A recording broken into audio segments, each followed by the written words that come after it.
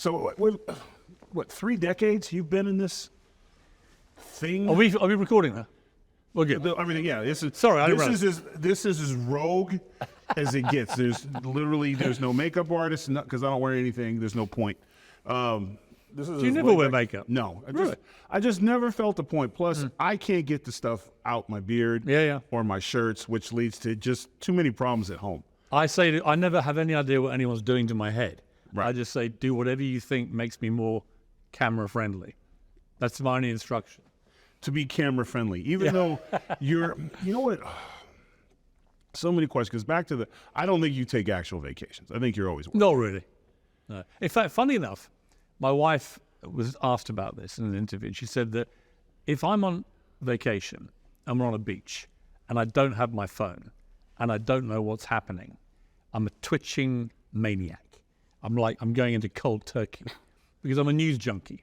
Right. If I know what's happening and I'm on my phone on the beach the entire time, I'm very relaxed. Right, but everyone else is pissed. Everyone else is pissed with me, but actually I'm relaxed. I need to know what's happening. I've always been a news junkie. So if I don't know what's happening, I become a complete wreck. Now, see, I'm the exact opposite. I will usually when I get home, I throw my phone in my truck, and that's it. And then everyone else will be like, hey, did you hear what's going on? I couldn't do that. I just need to get away from it for if I get on a plane and they say there's no Wi-Fi, it's... See, even with the planes and Wi-Fi, I won't do it because that's my time. That's why I get to sleep. It's the one time that I cannot get a phone call from home about the color of the shades or the neighbor's trash can was too close to ours. Like that's the airplane is the only safe place. So you just don't mind you're in the fire always because everyone's either. It's funny, they either respect you to no end or they loathe you entirely. And you think that's just because you're a truth guy?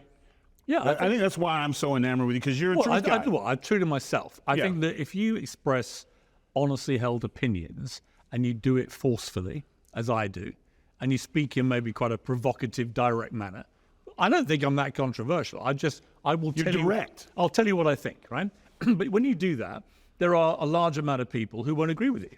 Now, we're in a world now where if you go back 40, 50 years and you had a disagreement with somebody, it was all very civilized, especially in my country. It would all be like, good afternoon, Jeffers, and good afternoon, Johnson. You would still have tea. Let's talk about whatever's going on politically. Well, I don't agree with you, Jeffers. Well, that's fine, Johnson. Have another cup of tea or a pint of beer, right? Now, it's like, you don't agree with me, I have to ruin your life. Well, not just that, and you, by the way, if you don't agree with me, you are a nut job, you are controversialist, you're this, you're that, you're this. No, I'm not. I just happen to believe this. And you can't part with different beliefs. You can't have two thoughts on the same subject. And you're not prepared to bend. So social media has just fueled this tribalism where nobody wants to give an inch. But nobody wants to change their mind. They think it's weak. I think the most powerful thing a person can do in a thriving democracy is change their mind. Be educated, learn something new, and change their mind about something. Well, okay, to that point, one of the things I've noticed about you, now let's take back, because you've been this almost 30 years or past 30 years. People, when they have debates with you, I feel like there was a time when someone could come to you and be like, you know what? We had that conversation. I've had time to think about it, and you've changed my perspective. Or, you know what? I didn't think of things that way. I don't agree with you on anything, but you made some good points, and I appreciate that. That's gone now, right? No one ever because when I see the arguments, and this is why I yell at you sometimes on TV when I watch you, because I'm like, why are you wasting your time? You're coming with a well thought out opinion with facts based in it to someone who's just going off feelings. Because sometimes if you take the Israel-Hamas war, right? I've had a lot of people on from both sides. They've been getting huge traction. 20 million people have watched some of these interviews and debates. And sometimes they're completely intransigent on either side, right? Either pro-Palestinian, pro-Israeli, just completely intractable, do not want to hear another point of view, will spew propaganda the entire interview and everything. But in itself, that's quite illuminating. It shows you the problem. It reminds me a bit of the Northern Ireland crisis that we had over my way, which people thought was intractable. They thought the IRA and the loyalists and the British government and the British people, none of it could ever come together. Now we have peace. Now all the people that were at war with each other are actually running Northern Ireland together. and there's peace. There's no longer terrorism from the IRA. And people said that couldn't happen. That was in my lifetime. And the other intractable conflict is Israel-Palestine. So when people say we're never going to get peace, I'm like, well, we did in Ireland. And nobody thought we would when they were blowing up innocent children and horses and buildings and so on. Nobody thought that could be achieved. So the problem we have in modern society is this refusal to move to any points of consensus. I always try and get people, whether it's the Israel-Palestine war, whether it's about Donald Trump, Brexit in my country, where are the points where you might reach some agreement? Let's start there. Right. What are the things we can all agree on? Then you can develop to a better place. But if the basic position is, if you're not on my side, everything you say is a lie, and I'm not going to move, there is no possibility of what I call democracy. No, I consider you one of our great communicators of our time in terms Thank you. likewise of journalists, because you've worked for everyone, you stood up to everyone, and I always think I see that you care in your work, and that is sometimes a double-edged sword, because the interview you did with Kanye West, I was present there for some of that. Yeah.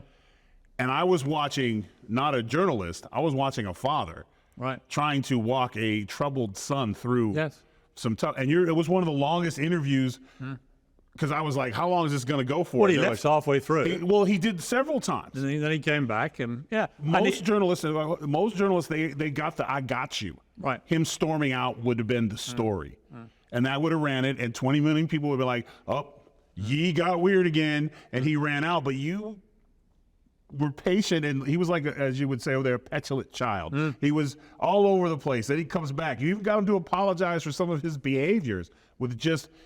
Do you care too much sometimes, or is that that toxic male father attitude that is so evil now? There are some people I would not have done that with, but I do think Ye is a troubled person, and I've got 3 sons from 30 to 23 now, and they've been through different periods in their life where they've not gone full Ye, but they've certainly had difficult moments in their life where I may have had an equally difficult conversation. Right. And if it's your son, you can't just end it and walk away and distance yourself from that. You have to keep it going. So I've learned to do that in people in that position. It doesn't always work, and it's not always appropriate. Sometimes you just want to have it out with somebody. Right. And you don't care if you ever see them again. I had a guy called Jeremy Corbyn in England who was a leader of the Labour Party until recently, very far left. And he came on to promote a book of poetry, which he was promoting, which was kind of comical. And he sat down, and all I said to him, because there was a lot of belief that he's anti-Semitic and he hadn't really expressed his view about the war, and I said, do you think Hamas are a terror group? That's all I asked him. And then I had to ask him 15 times, maybe more actually. Do you think that when they do that, it makes it worse? Yes. Instead of just answering? Of course. Because the not answer is just as strong. Do they not get that? Of course. But in that case, he did eventually walk off, stormed off, and said, I'll never come back on the show. And I was like, I don't really want you to. It was my gut feeling. I don't care. I'm done with you, right? You're someone who doesn't think Hamas are a terror group. You're a political leader. If you don't think that in a country where Hamas is a prescribed terror group, I can't help you.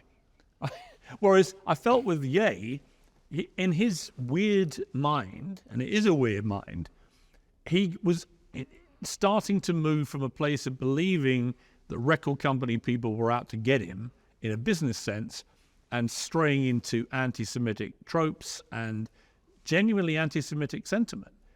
And I wasn't sure that he meant to do that or wanted to do that, and I was trying to help him. Now, I might have been misguided. Maybe he is anti-Semitic. But it was an interesting thing. I felt like I was dealing with somebody slightly unraveling. I've never seen that, because when most interviews, when they get the gotcha moment, they're done. Yeah. They're done. Yeah. And it would have done him no favors. But I think, and one thing in the way one of the things that I liked about you is you didn't prophetize it. It wasn't the watch me save ye. It was, here's the interview, see what you think. We went all over the place. It actually changed our show, because, we have a linear show, and it's 46 or 47 minutes a night. and it airs on Fox Nation here, it airs in the UK, it airs in Australia on conventional networks and subscription service here. But our YouTube channel has absolutely exploded. So we now have 2.3 million subscribers to the YouTube channel. And that Ye interview was one of the key factors in kind of rocket fueling a different audience, which is that younger YouTube audience, which doesn't really watch television the way that my generation watches television, and is never going to. But YouTube is their thing. And he is in that world massively. And then I followed it with Cristiano Ronaldo, the football player. Very explosive interview. Again, massive on YouTube. And then we come to the Israel-Hamas war. Bassem Youssef, who was the Arab Jon Stewart, did an amazingly kind of half satirical interview with me. 21 million people watched that on YouTube. Quite staggering. So there's a world out there of people where, for me, as a conventional journalist, print newspapers, and then television, is now having to rethink in real time. And part of it is interviews like, where you do it for 2 hours. There are no limits on time. Joe Rogan has shown this, and Howard Stern, people like that do this, where you can talk for a long time with people, and people will listen to it. Do you think, because it takes at least an hour to get them to come out of their shell? Yes. Like when you see, because today everyone's so guarded, because the way interviews are is I have to get my talking point across, whether it fits or not. Yeah. Like I have to get this across, and like he had to be there to go with his poems. And you ask him a question outside the box, and he wasn't prepared for that, because the one thing I noticed is when you take on the vegans and these, and they're ridiculous. And the reason why I call them ridiculous, not because I disagree with them, not because I eat steak, because the way they present themselves. Now, the argument is facile. The argument, but there's no argument, because you can't. An argument is an exchange of ideas. They're preaching based off of limited information. That's the biggest thing I've noticed about woke. There's never been an argument that I've seen you have, and I have, or myself, to where I'm debating somebody who's having a woke thing, where they say something where I'm like, man, I haven't really thought of it that way. No, because they haven't thought it through. Okay. Whether it's the vegan debate, whether it's the transgender athletes debate, whatever it may be, they never really think these things through. What I do, and I think you're the same as me, we're quite logical people. So we hear an argument and we think, well, what's the logical extension of that person's argument? If the logical extension of an argument of the trans athlete in women's sport debate is that Usain Bolt ultimately could identify as a woman by putting his hand up and take part in the women's 100-meter Olympic final, would anybody in the world with a brain think that is reasonable or fair? Of course not. Therefore, the logical extension of that argument takes you to a place where you realize that side of the argument is deeply flawed. Because but you have to think about it logically. I don't think about it because I have a problem with trans people. Quite the opposite. I support trans rights to fairness and equality, but not to the point where it negates women's rights to fairness and equality. Again, logical thinking. Women have fought for 100 years to get the rights that are currently being attacked and damaged by the trans lobby trying to get to the same place. So we have to work this out. They have to step on their heads to get there, because, and then when you do, because this is the trouble I always get in with, is I always have, because I research. I think the problem is the gotcha, the Twitter or the X 13 words is about as far as everybody goes with the news today. They read the headline and then they just kind of go from there. And a lot of the trans athletes are failed male athletes. Of course. So when you're placing 77th, and you're placing 150th in your sport, and then lo and behold, you transition and now you're winning, I think any reasonable-minded person would say, how much of this has to do with you finding inner peace and being the best you, or you finding a loophole in the system? You could take part as a wrestler, as a woman, if you wanted to. Yeah, don't want to, without having any surgery. The idea being that apparently if you were just to de-testosterone yourself, you wouldn't still be a massive unit that would pulverize a biological female. Obviously, that's nuts, right? So I look like you do, I think. I don't come at it from, I'm not actually a partisan person. I don't belong to a political party. I don't, I'm on Fox all the time, but nobody pressures me to be to the right. No, I think most people kind of think of you as a moderate Democrat. They hold you and Bill Maher in the same esteem. Correct. Similar. But again, you and Bill Maher both are grown-ass men first. And we find the way that the left has gone is so insane that they now think we're right-wing. Yeah, no, because I hear that all the time, because I hear Bill Maher's and Piers, they should be on Fox all the time because they're concerned. They haven't changed at all. Not in the slightest bit. Or it may be, as my father tells me, that when you get older, you just naturally become more conservative. Well, because wisdom.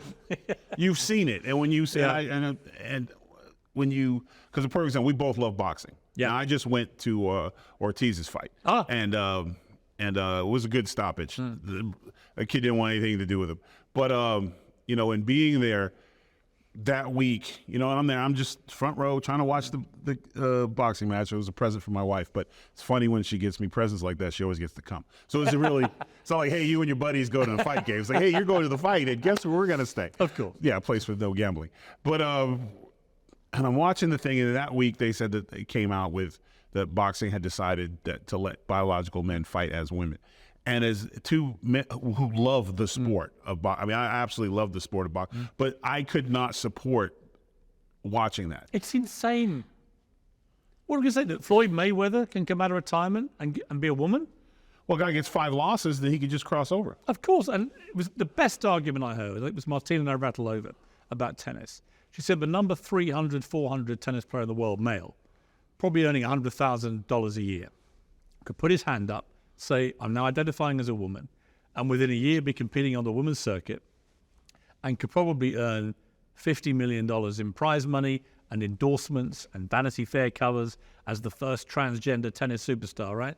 And then at the end of that, after 3 years of raking in $100 million and having been number 400 in the world as a man, but number 1 as a woman and breaking records irrevocably. Yeah, they cannot be captured where no again. biological woman could ever win them back. So you smash the integrity of women's sport, could then simply say, actually, I've decided I want to change my mind again and become a man again. And then he'll go back to losing. And the idea that wouldn't happen when money of that level is involved, when you look at what happened in cycling with doping, and to me, it's the same as doping. Everybody knows really it's cheating, right? If you're born with a biological male body, your bones are denser, your muscles you have are the same better, fast advantage over your competitors in the women's sport as a doper has over cyclists who didn't dope. It's the same thing. So when you and I are talking about this, makes complete sense. I don't understand the outrage. Or is the outrage already set? People say, that little bomb is already set. Even now I can see controversy as Morgan and Tyrus spew transphobic hatred. And then I say, watch the whole thing back. And then you'll hear me say, I want trans people to have exactly the same rights as you and me and as every biological woman. I think this is unfair to them.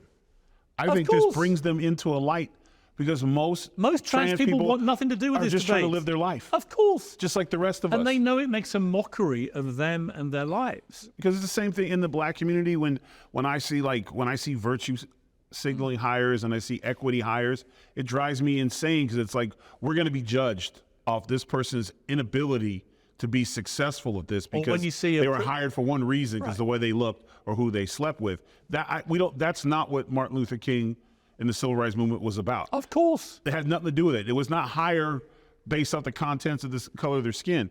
And that's such a cheap fix. But that tells me they don't really want to fix anything. But also crying racism when it didn't happen, when you're a privileged princess, for argument's sake. Yes. Like Meghan Markle, our friend. I got a pretty good zinger the other week when I hosted. I dedicated it to you, but I threw some fire. Because they tried to take your career away. Well, not they only did she personally write to my boss to get me fired and was successful in leading me out of a job I loved that was doing very well, but also it turned out exactly as I'd said at the time that there was no evidence for this racism and there's never been any evidence for it. And then fascinatingly, in Prince Harry's book of over 400 pages, he never repeated the racism. Well, she couldn't remember what she wrote because, again, Right. I've been And then he arguing said, the we didn't mean conspiracy. to say anyone was racist. It was the media, which was another lie. So I just think that is very damaging to the cause of racial equality and racial justice, both of which I have promoted my entire career. Yeah, But no one can make that I argument. will call out fake people, whoever they are. Speaking of calling out, you did this special on Fox Nation with the guys on death row. Yes. And that was one of the greatest interviews I have ever seen because you're like, you know what? No, fuck you. No, that you're lying. And I was like, when's the last time someone would risk calling out. You've got the evidence is ridiculous. Like all your wives just seem to die around the time their insurance comes in, right, bro? But everyone is afraid. You took that because you're badgering, even though that individual, I think, had he been, and this is sad, had he been a different color that you were calling out in this, instead of going, wow, man, he's holding him to the fire and he's making him own his crimes, it would have been racist, oppressive, tries to demoralize serial killer. Well, in fact, the serial killer would be the victim. Well, I've interviewed lots of serial killers. Some are black, some are white. Most of them identified as their biological sex. But here's the common thing. They're all liars and they all kill loads of people. Right. And the trick when I interviewed them, I sit this closely to them. Yeah, no, you did. Yeah, because I don't think he liked it either. They're very intense. And the thing is, they don't have to stay there. You're not paying them. They don't have to stay in the chair. And I've had some rip their mics off after 10 minutes. So it's a game of cat and mouse. But they see the lights and the... They think I'm their only way out of here. Right. They're facing life in prison or execution, whatever it may be. The only chance they've got is this one interview to redeem themselves and to persuade me that they're innocent. And invariably, not always, but invariably, they're just terrible liars. And I spend the first half of the interview being very empathetic and warming them up and getting them to just basically contradict themselves. And then the second half, I start to explain to them why their story doesn't add up. And then if they're really cornered, you go for, ironically, the kill. The kill, yeah. Yeah. If someone was starting in the game today, if a young man came to you today and said, and especially a young man, and I feel like I need to bring that because we can't do anything right anymore, would your advice be to go the other way? Like, hey, find something else at this time? Or would it be, is it worth it? I've got a son who's a journalist, got a son who's an actor, a youngest son that's come out of university. He came to Chicago for a year, the youngest one. He was a first-class graduate in England, but he had a year at Chicago University where before every lecture, he had to give his personal pronoun. He said, Dad, what should I do? I went, you know what? You have probably no choice but to do this if you don't want to ostracize yourself. Battles, yeah. You're only there for a year. But what a joke. Yeah. He's a 6'3" bearded man. His pronoun is he. So it was a ridiculous thing. I get so upset. And I know about it makes me twitchy too. But you know, you have to. Interestingly, they don't feel as angry about it as we do, right? So because it's so arrogant. You're assuming I'm going to talk about you so much. Of course. I need to talk about you in past tense. Of course. And I say, you know, there are wars raging in Ukraine, in Gaza. The idea that there is a separate war raging about personal pronouns and people claiming to be oppressed if you don't call a 6'5" bearded biological man they or she is preposterous. But again, that's assuming that I want to know you. It's assuming that I'm going to talk about you so much. Yes. And that's the narcissistic. See, I keep saying the pandemic, COVID-19 was the smaller disease because narcissism spread to epic proportions. And we're seeing, because all of this talk about me, how do you even sit? Because 90% of when you have people, because you give them form. This is where you and I are different. I don't even want to have the conversation. I'll have the conversation. You will have the conversation, and we see it. And but I do feel genuinely that you and I and Bill Maher and others are beginning to turn the woke worm round. I do think over time it's working. More and more ordinary people who have not really engaged in this are crying out for people to do what we do, to call out this bullshit. And that's why it's important. There's enough of us who are, I think, probably just ballsy enough to not worry about the reaction. I don't care. I only care if I'm not trending on Twitter, right? X, right? Right. If I wake up and I don't see my name trending because everyone wants to kill me, it's a bad day at the office. Right. Bring it on. Yeah, Let's have this debate. Because X is dominated by extremities. So people on both sides of almost every debate want to kill me. Fine. No problem. Let's have that debate. Let's expose you for your extremity, not me, who's actually lurking almost all the time in the common sense middle ground, which most people out there, remember, 90% of us are there. 80% of the public in America and Britain are not on social media. 80%. I always say 10% to 10%, which because my starting to advocate for people to not have social media anymore. So I'm down to 2, and because they're connected, but I've just noticed. I stopped Facebook. I stopped Facebook. You know what immediately. I realized? I'm no offense to wider friends, family. I had about 500 or something that I had by the end. I don't want to see any more pictures of your dog Or food. or food. You had breakfast. Or even- Congratulations. Or even your little child who just won a race at school. Yeah. I don't give a fuck. Yeah. Sorry. And I don't want to show you mine either. I always thought That's it. Facebook was a place for like your ex to watch you and be mad you're being successful. Yes. And unlike yourself. Yes. So I got rid of Facebook. X Years is for ago, opinions. almost 2 years ago. Instagram for showing off. Yeah. Right, which I love Yeah. doing. Because Instagram is basically a dating app. Yeah. And my beef with them is now that because my kids are always on my phone, and I have younger kids. I've got a 9-year-old and 3 12-year-olds. So they want to be, hey, Dad, can I look on your phone?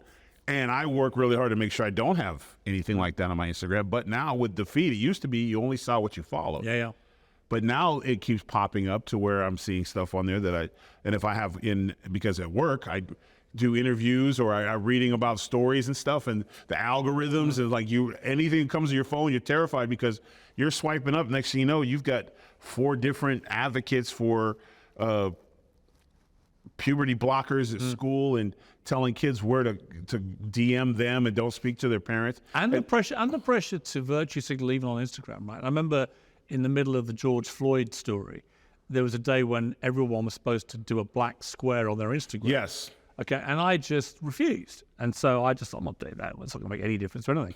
And all the people that are doing it don't really understand the issues here, don't want to make any constructive contribution. They just want to be seen to be looking Look good. what I did. So I went instead to my local square in London. I had a bottle of wine. I forgot all about the black square debate. And I posted a picture of my wine bottle with a glass of it. What a lovely day, right? And my sons rang me, 2 of them, like in a really agitated state, said, Dad, you got to take that down. I went, what do you mean? Dad, you're not doing the black square. And a lot of my friends are mentioning that. Why is your dad posting pictures of wine bottles when he should be doing the black square? I went, let me just tell you guys, all right, as my sons, don't go down this road, right? What do you think doing that black square is going to do to anything? Every single person doing it tomorrow will be putting the bikini pictures back on from the beach that they're heavily filtering to promote their fake selves. Be true to yourselves. If you genuinely think doing a black square on your Instagram is going to make a blind bit of difference to racial equality or injustice, do it. If, like me, you've calculated it's bullshit, it's not going to make any difference to anything, I've yet and to you'd hear it come rather up in a expend your speech. energy on doing things that will make a real difference, then go that route. Well, because being a good person, you really can't film that. Because if Exactly. you're filming it, then you're not being a good person. Exactly. So, real quick before I let you go, because you're one of the tell it like it is. And that's what I love about you. So Cat Williams did his thing, right? And I look at it from this perspective.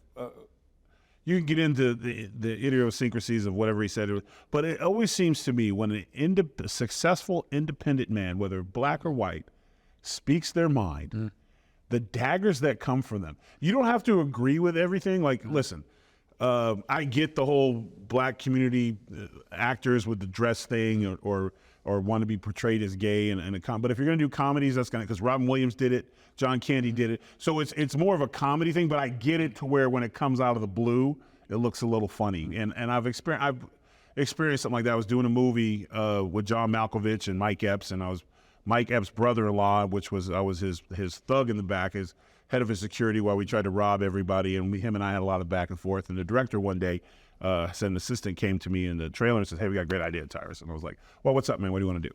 He's like, we think you should be gay. And I said, okay, so what would I do different? And they just sat there and looked at each other. I don't have a sex scene, so... Because gay guys beat people up too and steal money. So What do they say? what would I do different? That's and they brilliant. just sat there. Well, I guess you wouldn't do anything. So I'm gay then. So let's do our movie. And, A perfect way to puncture the crap, right? Yeah. It's a bit like the whole debate about appropriation. I've got a house in LA, and near me is a witch's house. Genuine witches house. Right. So it's like a mecca on it's a thing Halloween. in California. They're out there. So on Halloween, thousands of those people. are full-time witches in California. Right. So Yeah. Halloween, Yeah. thousands of people descend on this place, right? And they normally, when I first started doing this 20 years ago, would come at the most offensive and outrageous stuff they could think of, right? They would come as serial killers. Yeah, They come well, as yeah. Hitler. They come as whatever. Now nobody can come as anything. So now you're basically reduced to Barbie and Ken, and that's about it. There are about 100 Barbies, 100 Kens. Because everyone's afraid. Everyone else was in normal clothes, right? I went as Donald Trump in a jumpsuit, orange jumpsuit, just to piss them off. And I'm sure you probably triggered that trigger word. And a lot of people are like, how, poor Donald Trump. Have you thought about his feelings? Whereas Trump would have laughed, right? So He would have laughed, and that's where you got the suit. But this is the thing, is like this perceived offense all the time. Everyone has to stop being so offended by stuff that's just intended to be humorous. The point of Halloween was it was to make people laugh through just being deliberately offensive. It's funny. You're laughing at the people you're wearing portraying. a costume. Listen. When I was at the WWE, the kids were Brodus Clay for the kids had my little outfit on, and I never once was like, oh, how's that child put a fake beard on? He's hurt my. But I think that's where it's not real feelings, though, right? It's just virtue. I refuse to believe that someone is. You know that where this hurt. all started? Actually, I'll chart it back to egg and spoon races. In England, we had egg and spoon races, right? Where you got a spoon. We have them in America too. And yeah, an egg, yeah. right? And then they banned them in loads of schools because two things were Eggs happening. were too expensive? One, people were getting injured. Hi. So 1 in 1,000 people would fall over and break their finger, right? And secondly, it was too competitive. So some kids really wanted to win and other kids weren't very good and had to lose. And little Johnny, who lost, would start crying, and therefore there was a microaggression at play, and therefore they had to cancel egg and spoon races. Instead of when we did it, you just had to be better at balancing. They also cancelled the Father's Day race, right? Where fathers, some of whom were athletic and some of whom most definitely like me were not, but had a will to win that would crush any soul, right? And then they cancelled them and banned them all over Britain because some dads fathers might died. lose. And I was like, if they die, they die. Yeah, that's probably the way they want to go. Sorry. I went out swinging. What better way could you want to go than dying to show your son that you're good at running? Yeah, no, yeah. So egg and spoon races, Father's Day races, all this stuff, the moment you start saying we can't be competitive and we can't do anything because you might hurt yourself and you can't appropriate anything, even if you're celebrating the place or person that you're appropriating, the world has gone nuts. Because we're afraid of failure. Yeah. F word. Because you can't fail. All my successes are based off failure. We now celebrate losing. Yes. When actually we should celebrate winning, and we should see losing as a bad thing. Yeah, a bad thing. And it's across the top. Like when I was growing up and when I played, if a football team beat us, we didn't shake hands. We'd acknowledge them. But like, I'm not hugging you in the middle of the field and like, hey, let's get dinner. I don't want to see you. I don't want to know you. We just lost. Well played. And I'm out because I'm mad because I lost. And I think failure is such like I said, I look at every moment in my career. Because for a perfect example, when that stuff went down with the royal family, for all intents and purposes, it's not like you needed the money to come back. You could have been, hey, I'm out. And not only did you chose to come back, you came back defiant. You didn't come back you didn't do the apology tour. Nope. You absolutely refused to apologize. You know what apology tours do? They make the things 10 times worse. Yeah. People sense vulnerability. And the great thing about the woke brigade is they all have be kind as a hashtag in their biography on X. Yeah. They are the least kind people in the world. So if they see that you're vulnerable, if they see a wound oozing metaphorical blood from your entrails, what they want to do is create more blood and more wounds, right, and metaphorically stab you to death. Because they can't educate you on anything. So the best way is to just give them a massive finger, and say, fuck you, right? Because ultimately, they're bullshit. And you and I are common sense, regular people that the vast majority of the public agree with. And to put it in a button, I think right now, as far as attention on TV goes and respect on TV, a certain royal family would trade places with you right now. They 1,000. No question. Because they have become, they're not even the meme of the day. They're them. Yeah. They're still here. Well, put it this way. There's me and there's Meghan and Harry. And one party is a constant laughingstock of things like South Park. And the other sitting down for an interview with the great Tyrus. Well, I know. I'll be honest with I you. know who wins. I have no issue with South Park coming after me. It's one of my favorite shows. It's one of my dreams, but I agree with them on too much. But man, thank you so much for your time. Great to see you.